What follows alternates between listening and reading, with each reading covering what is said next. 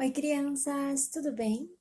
Na aula de hoje, nós vamos recordar um pouquinho da história do nosso querido profeta Joseph Smith, de tudo que ele passou.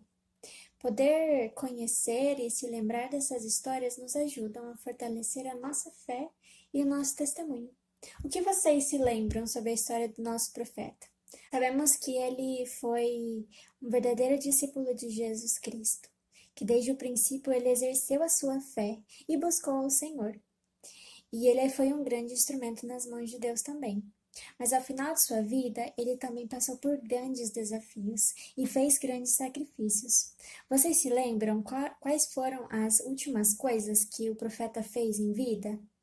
Vamos recordar um pouquinho com um vídeo sobre como foi os últimos momentos de sua vida. Capítulo 57. O profeta é assassinado. Junho de 1844. Os inimigos da igreja culpavam Joseph Smith pelos problemas em Nauvoo e queriam que ele e os outros líderes fossem presos. Mas depois da detenção de Joseph, um juiz disse que ele não fizera nada de errado e mandou soltá-lo. As turbas ficaram indignadas quando Joseph Smith foi posto em liberdade. Ameaçaram atacar Nauvoo. Até ameaçaram cobrir um dos juízes de piche e penas. Joseph pediu ao governador de Illinois que contivesse as turbas, mas o governador acreditou nas mentiras dos inimigos da igreja e não quis ajudar. Joseph Smith sabia que poderia ir para a cadeia novamente e também temia a mesma sorte para seu irmão Hiram. Joseph disse a Hiram que deveria partir com sua família para outra cidade, mas Hiram não queria separar-se do irmão. Joseph Smith sentia que se ele e Hiram deixassem Nauvoo, as turbas não fariam mal aos santos. Decidiram atravessar o rio e esconder-se. Depois iriam rumo ao oeste e acharem outro lugar para os membros da igreja morarem. Algumas pessoas achavam que Joseph Smith estava fugindo por estar com medo. Amy Smith, esposa de Joseph, mandou alguns amigos à sua procura para pedir que voltasse. Joseph achava que seria morto se retornasse a Nauvoo, mas fez o que seus amigos pediram. Um dia depois de Joseph e Hiram terem voltado a Nauvoo, eles e outras autoridades da cidade foram para Carthage, uma cidade a cerca de 30 quilômetros de distância. Lá foram presos com base em acusações falsas e Joseph, Hiram e alguns de seus amigos ficaram detidos até a realização de um julgamento. Joseph, Hiram e seus amigos ficaram na cadeia por 3 dias. Durante esse tempo, turbas ameaçaram-nos e disseram coisas ruins sobre eles. Enquanto estavam na cadeia, Joseph e seus amigos oraram e leram o livro de Mórmon. John Taylor cantou um dos hinos preferidos de Joseph sobre Jesus. Na tarde de 27 de junho de 1844, somente Joseph e Hiram, John Taylor e Willard Richards ainda estavam na cadeia de Carthage. Por volta das 17 horas, uma turba de mais de 100 homens invadiu a prisão. Alguns atiraram nas janelas e outros passaram pelos guardas e correram para o andar superior onde estavam Joseph e seus amigos.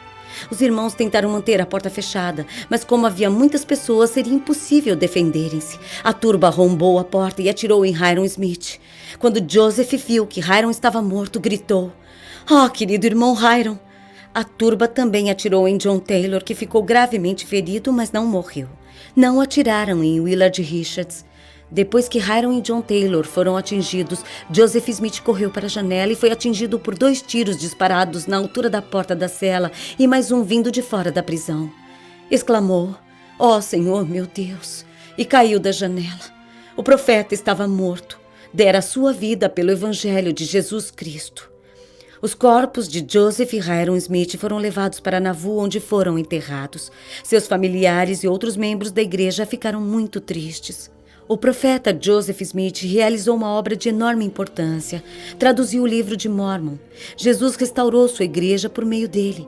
Joseph Smith mandou missionários ensinarem o evangelho em outros países. Liderou os santos ao construírem uma bela cidade. Deus amava Joseph Smith. Os santos também o amavam. Joseph Smith fez mais para a nossa salvação eterna do que qualquer outra pessoa, com exceção de Jesus Cristo.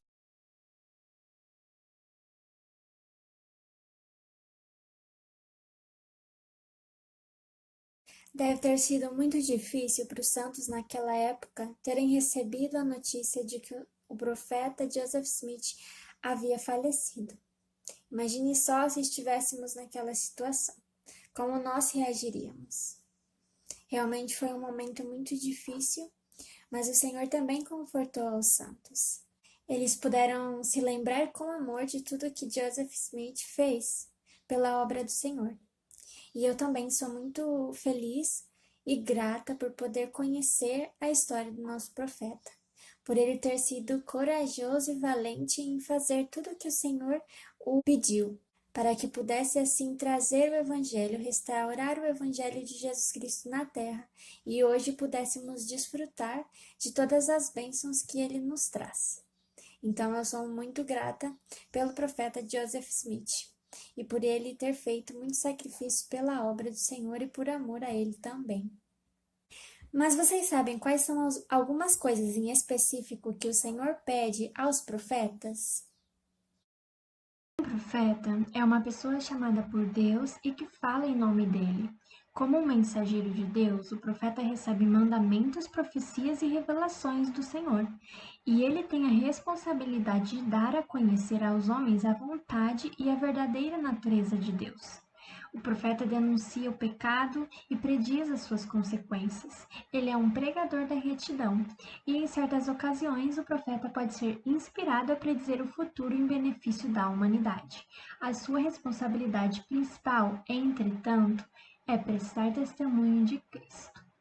Assim como todos os profetas, Joseph Smith testificava sobre Jesus Cristo e compartilhava como podemos voltar à presença do nosso Senhor. Joseph Smith realizou a sua missão aqui na Terra. A escritura que se encontra em Doutrina e Convênio 135:3 vai nos ajudar a poder nos lembrar de todas as obras que ele realizou aqui na Terra. Joseph Smith, o profeta evidente do Senhor, com exceção apenas de Jesus, fez mais pela salvação dos homens neste mundo do que qualquer outro homem que jamais viveu nele. No curto espaço de 20 anos, trouxe à luz o Livro de Mórmon, que traduziu pelo dom e poder de Deus, e foi um instrumento de sua publicação em 2 continentes. Enviou a plenitude do Evangelho eterno, que o livro continha, aos 4 cantos da terra. Trouxe à luz as revelações e mandamentos que compõem este livro de Doutrina e Convênio e muitos outros sábios documentos e instruções para o benefício dos filhos dos homens. Reuniu muitos milhares de santos dos últimos dias, fundou uma grande cidade e deixou fama e nome que não podem ser destruídos. Viveu grandiosamente e morreu grandiosamente aos olhos de Deus e de seu povo. E como a maior parte dos ungidos do Senhor na antiguidade, selou sua missão e suas obras como o próprio sangue. O mesmo fez seu irmão Hiram. Em vida não foram divididos e na morte não foram separados. Quantas coisas, não é mesmo? Ele foi um grande instrumento nas mãos do Senhor. E como nós devemos ser gratos por poder conhecer a Joseph Smith, a sua história e tudo o que ele fez, principalmente restaurar o Evangelho na Terra por meio do nosso Senhor. Agora pense em alguém que ainda não tem conhecimento de Joseph Smith, ou que às vezes conhece muito pouco de sua história, ou até que não conhece a história como ela realmente é. O que vocês diriam a essa pessoa se elas perguntassem por que Joseph Smith é tão importante para você? Compartilhem o testemunho de vocês com essa pessoa sobre Joseph Smith. Recebemos um testemunho quando buscamos conhecer mais da história dele. Então, que vocês possam fortalecer o testemunho de vocês ao estudar mais sobre a vida de Joseph Smith, tudo o que ele fez pela obra do Senhor. E que vocês possam praticar e compartilhar com a sua família também o testemunho que vocês têm de Joseph Smith, tá bem? Depois que Joseph Smith foi morto, os santos foram expulsos de Nauvoo, de onde eles estavam, e tiveram que buscar um outro lugar para se estabelecer. Mas, apesar de sua jornada ser longa e muitas vezes com grandes desafios, o Senhor seguiu abençoando ao seu povo, não os desamparou. E para finalizar, nós vamos ler a escritura que se encontra em Doutrina e Convênio 136. São alguns versículos a qual o Senhor deu ao seu povo, conselhos que os ajudaram e incentivaram a que pudessem seguir na jornada, para poder receber as bênçãos a qual o Senhor estava preparando para eles no futuro. E este será nosso convênio. Caminharemos de acordo com todas as ordenanças do Senhor. Que cada homem use toda a sua influência e seus bens para levar este povo ao lugar onde o Senhor estabelecerá uma estaca de Sião. E se fizerdes isto com o coração puro, com toda a fidelidade, sereis abençoados. Sereis abençoados em vossos rebanhos e em vossas manadas, e em vossos campos, e em vossas casas, e em vossas famílias. Sião será redimida em meu próprio devido tempo. E se qualquer homem procurar elevar-se e não buscar meu conselho, não terá poder algum, e sua insensatez será manifestada.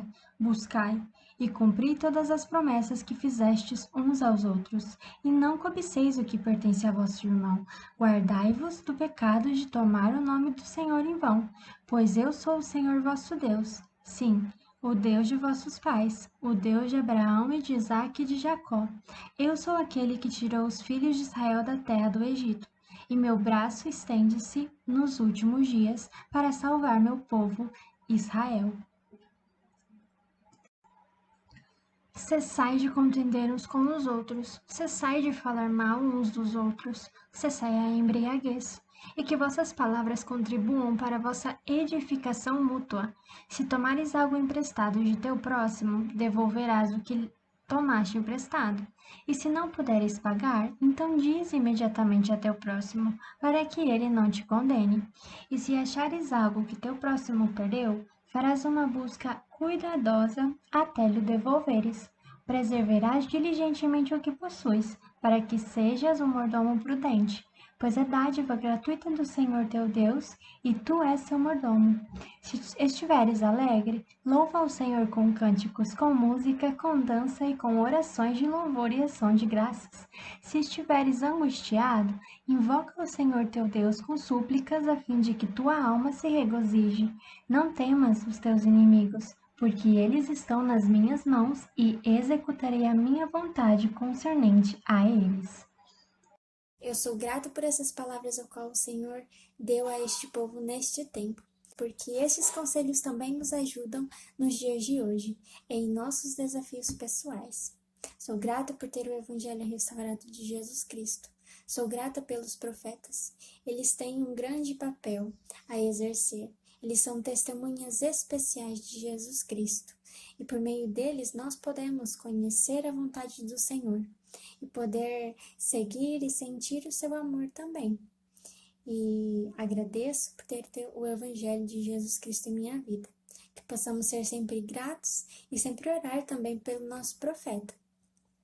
E vocês? Como vocês se sentem por saber que nós temos um profeta hoje em dia na Terra? Deus, Ele é o mesmo, ontem e hoje e sempre vai ser.